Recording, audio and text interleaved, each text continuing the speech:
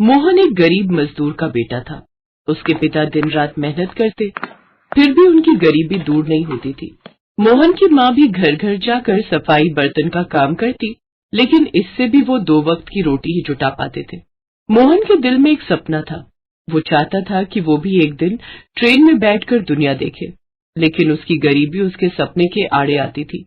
उसके दोस्त हमेशा ट्रेन के सफर की बातें करते। मोहन अपने दोस्तों की बातें सुनता तो उसका मन दुखी होता। माँ, बापू, मुझे भी ट्रेन का सफर करना है। मेरे सारे दोस्त ट्रेन में घूमने जाते हैं।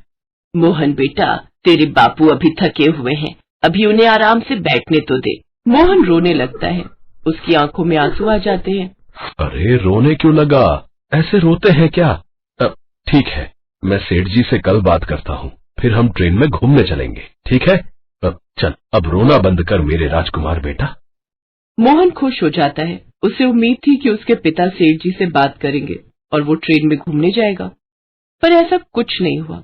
अगले दिन जब रामू ने सेठ जी से इस बारे में बात की तो सेठ उसे सुनाने लगा। अरे ये तुम हम जैसे अमीरों के शौक क्यों पाल रहे हो भाई? हैं? ट्रेन में घूमना है, बच्चे को घुमाना है। अरे ये सब बातें छोड़कर पैसा कमाने पर ध्यान दे, तभी तेरे घर रात का चूल्हा जलेगा, समझा? ट्रेन में बच्चे को घुमाने के सपने छोड़ और हकीकत में आकर काम कर। अभी कोई पैसे नहीं मिलेंगे, चल जा, मुझे काम करने दे। रामू को पता था कि ऐसा ही होगा, सेठ उसे पैसे नहीं देगा। मोहन एक बार फिर दुखी हो जाता है। एक दिन मोहन खेल खेल में कागज की ट्रेन बनाने लगा और कुछ ही देर में उसने बहुत सुंदर कागज की ट्रेन बना दी। मोहन उस ट्रेन से खेलने लगा। तभी उसके कुछ दोस्त वहाँ खेलते हुए आए और उस पर जोर जोर से हंसने लगे। जब असली ट्रेन में बैठने को नहीं मिला तो तूने कागज की ट्रेन बना दी। ये भी सही है, तेरे बापू तुझे असली ट्रेन में नहीं बैठा सकते क्योंकि तू गरीब है। अब तू इस कागज की ट्रेन में बैठा करना, हर जगह घूम कर आ। आज देखते हैं तेरी कागज की ट्रेन तुझे कहाँ ले जाती है।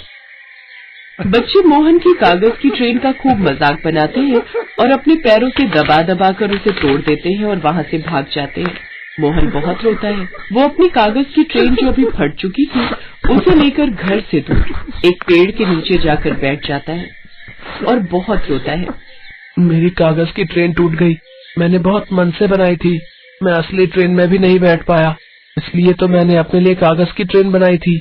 मैं क्यों सब दोस्तों की तरह ट्रेन में नहीं बैठ सकता? मुझे भी ट्रेन में बैठना है।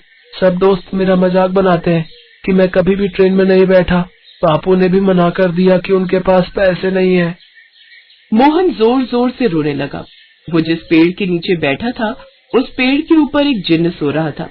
मोहन के रोने की आवाज उसके कानों में पड़ी तो वो नींद से जाग गया और पेड़ से नीचे आ गया। जिन्न को देखकर मोहन घबरा गया। क्या बात है, तुम क्यों रो रहे हो? बताओ मुझे। रोते हुए बच्चे मुझे अच्छे नहीं लगते। बच्चे हमेशा हंसते रहें तभी अच्छे लगते हैं। अपने रोने का कारण मुझे बताओ और डरो नहीं।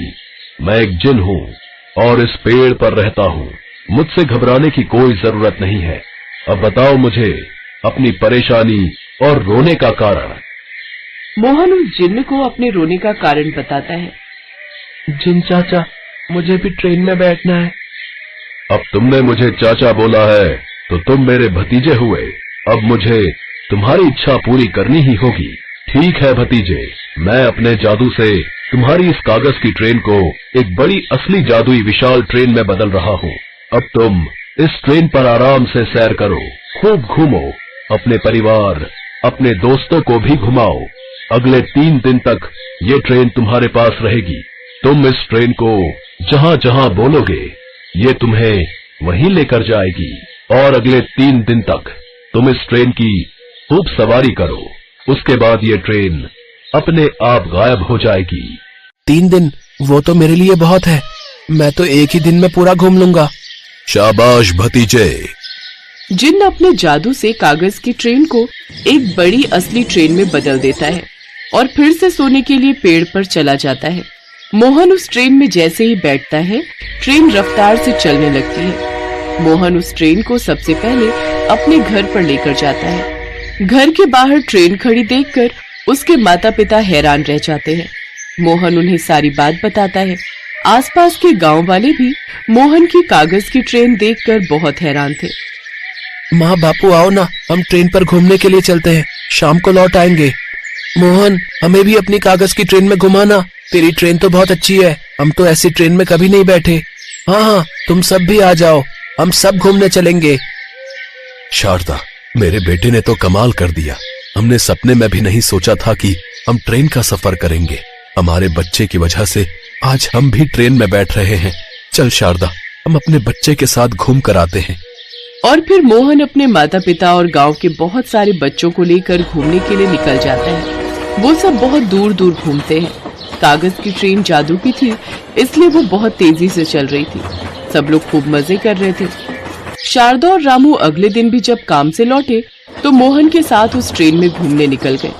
अगले 2 दिन तक वो लोग उस ट्रेन में खूब घूमे। उसी रात बहुत तेज आंधी और तूफान आ गया और जोरों की बारिश होने लगी। सुबह जब सब गांव वालों की आंख खुली तो सब घबरा गए।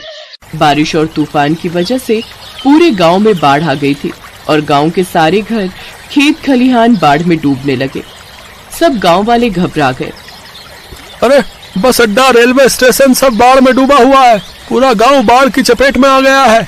हमारे पास बचने का कोई रास्ता नहीं है भैया। अब मदद के लिए किसे बुलाए? हमारे तो सारे घर डूब गए हैं। हम तो यहाँ से बाहर भी नहीं जा सकते। बापू, मेरे पास एक रास्ता है।